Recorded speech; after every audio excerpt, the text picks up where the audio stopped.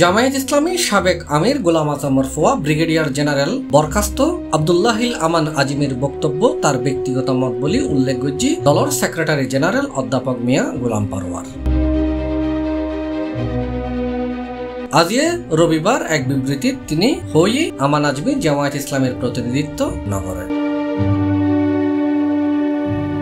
মিয়া গোলাম পারওয়ারের বিবৃতি থোয়াওই সম্প্রতি আমান আজিমের বক্তব্য লয়ে কিছু জাতীয় দৈনিক এবং অনলাইন নিউজ পোর্টালত প্রকাশিত সংবাদের প্রতি জামায়াতর দৃষ্টি আকৃষ্ট হই। এ বিষয়ে তার বক্তব্য বলতে আমান আজমি জামায়াতর লয় সংশ্লিষ্ট হন ব্যক্তি নয়, জামায়াতর লয় তার কোন সাংগঠনিক সম্পর্ক নাই এবং তিনি দলের প্রতিনিধিত্ব নগরে।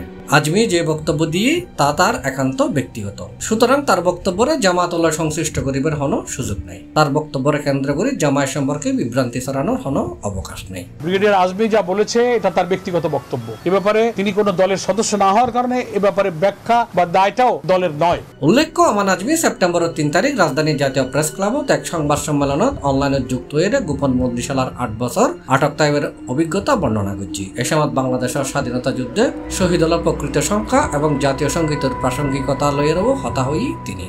10ই জানুয়ারি শেখ সাহেব যখন এসে ঢাকায় নামলেন তখন বিবিসির সাংবাদিক ডেভিড ফ্রস্টের কাছে বলেছে এবং উনি স্পষ্ট বলেছেন, ডেভিড ফ্রস্ট সাক্ষাৎকার নিয়েছে এবং উনি স্পষ্ট বলেছেন একটা জরিপ হচ্ছে। তখন তাকে জিজ্ঞাসা করা হয়েছে যে আপনার অনুমান কত? তো শেখ সাহেব তো 10 তারিখে মুক্তি পেয়ে লন্ডনে ভারত থেকে হয়ে ঢাকায় এসছেন, ওনার তো তখন অনুমান করার কোনো সুযোগ ছিল, উনি জানতেনই দেশে কি হয়েছে। তো ওনাকে কেউ একজন বলেছে 3 লাখ, উনি আমি যতটুকু জেনেছি, এবং উনি 3 লাখটাকে বাংলায় যেমন হাজারের পরে লাখ, উনি থাউজেন্ডের পরে মিলিয়নের মধ্যে যে পার্থক্য, হাজারের পর লাখের 2টা শূন্য আর থাউজেন্ডের পরে মিলিয়নের মধ্যে 3টা শূন্য, এইটা ওনার জানা ছিল না।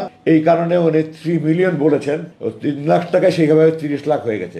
এটা 3 লাখটাও সঠিক সংখ্যা নিয়ে কিনা, 5 লাখ হোক 10 লাখ হোক, একটা সঠিক জরিপ হতে হবে। জরিপ না হয়ে একজন ব্যক্তির কথার উপরে একটা দেশের ইতিহাস তৈরি হতে পারে না, তিনি যেই হোক। আমি জাতীয় সঙ্গীত আমি সরকারের উপরে ছেড়ে দিলাম, কিন্তু এই জাতীয় সঙ্গীত যেটা আছে আমাদের, এটা আমাদের স্বাধীন বাংলাদেশের অস্তিত্বের পরিপন্থী। আমি পরিষ্কার করে বলেছি, এটা 2 বাংলা এক করার জন্য এই জাতীয় সঙ্গীত এইটা রবীন্দ্রনাথ রচনা করেছিল বঙ্গভঙ্গ রদ আন্দোলনের সময়। গড়ের মাঠে সে এটা প্রথম উপস্থাপন করে, কলকাতা গড়ের মাঠে। তো যেই সঙ্গীত 2 বাংলা এক করার জন্য সঙ্গীত, এটা কি করে স্বাধীন বাংলাদেশের জাতীয় সঙ্গীত হতে পারে?